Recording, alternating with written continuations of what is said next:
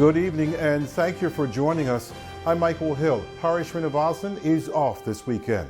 Today, the U.S. State Department advised Americans in Afghanistan not to travel to the Kabul airport unless contacted by the U.S. Embassy, citing potential security threats outside the gates. But evacuations, including of Americans, are continuing. In the week since the Taliban took control of the country, about 17,000 people have been airlifted, including about 2,500 Americans, according to Pentagon officials. Outside of the airport's gates, thousands of Afghans have crowded the area looking for a way out of the country. As chaos around the airport and evacuations continue, Taliban co-founder and political chief Mullah Baradar is now in the Afghan capital. A Taliban spokesperson said he is in Kabul to begin talks about forming a new government. I spoke with NewsHour correspondent Jane Ferguson earlier today after 9 in Afghanistan. She is reporting from Kabul with the support of the Pulitzer Center. Jane, the U.S. allowed you in on their side today. What did you see there? They wanted us to see with our own eyes people were boarding these flights and with relative regularity. So we saw people lining up as they were getting onto the C-17s on the tarmac.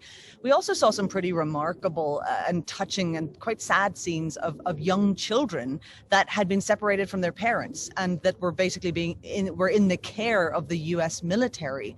And this has been an increasing problem because of those chaotic scenes of crowds of people just some getting trampled, some families getting separated outside of the compound. An increasing problem is children just being found by soldiers, by American soldiers, or people handing their children to a soldier to get them out of the crush of the crowd. And so they end up with children from anything from tiny tots to teenage boys where they just can't find their parents.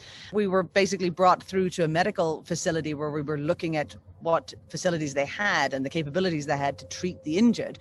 Whenever we came across a bunch of little kids who were in the care of the U.S. military, on the backs of their hands they had in black marker USA written on them, but they were frantically trying to find their parents, and they believed that their parents may have already been basically shuffled onto a flight, and they are either en route to the United States or they're already. So now they have the task of trying to reunite these children with their parents. And one of the most tragic scenes I've seen today on some of the wire fencing that has been put up, a missing sign with cell phone numbers and a picture of a little girl. So that's one of the reasons that people are becoming more cautious about whether or not they should come. They call us before they come saying, how dangerous is it? Can I bring my kids? Because people are getting separated from them and struggling to find them. Jane, we also have been hearing that the U.S. Embassy had instructed Americans not to go to the airport unless they were instructed to go. That's likely in response to exactly those images and that situation that is there. It's just not safe. You've got bullets being fired in the air, tear gas, smoke bombs, panicked civilians, many of whom are being personally attacked by the Taliban. Their way of crowd control seems to just be simply lashing out and beating people with sticks and whips. And so it is the kind of nightmarish, almost combat-like situation in the street. But what's most dangerous is humans being crushed by other humans. It's effectively the kind of crowd control nightmare of people being suffocated or trampled. That's a very serious threat to people there. So it makes sense that the U.S. Embassy would say, you come whenever you're asked to come, because they're desperately trying to control the flow of people.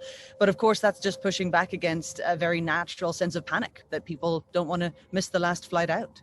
I'm curious, what are the expectations for the next couple of days, the next few days?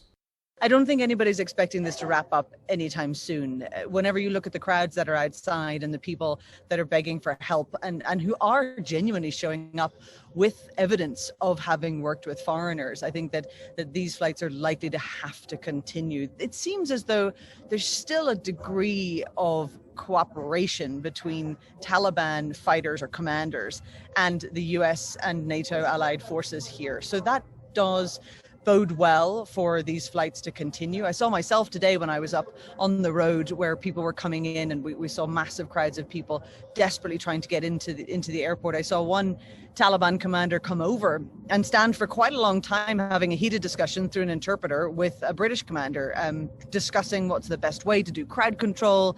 And so these are bizarre and surreal scenes, but they're certainly important to making sure that the kind of cooperation that is needed continues so that these flights can continue. So I think they're definitely, at least for the next few days, going to continue like this, and potentially for longer. Jane, is there any sense that more relief is coming, more flights, more evacuations to get more people out of harm's way and sooner? I think what's one of the major priorities right now is figuring out where people will go. There were reports not too long ago, earlier this morning, that effectively the flights that were stopping in Qatar, in the Qatari capital of Doha, where people were being sorted, many of them before they went on to the United States, that they no longer had the capacity to really hold any more people. So I think that's what's going to be the top priority right now, is going to be where are we going to get people out to whenever we just need to get them off the ground here. And once that has been resolved, then yes, you're likely to see more flights, especially if the landing strips and the tarmac remains clear of people. Correspondent Jane Ferguson for us there in Afghanistan. Jane, stay safe.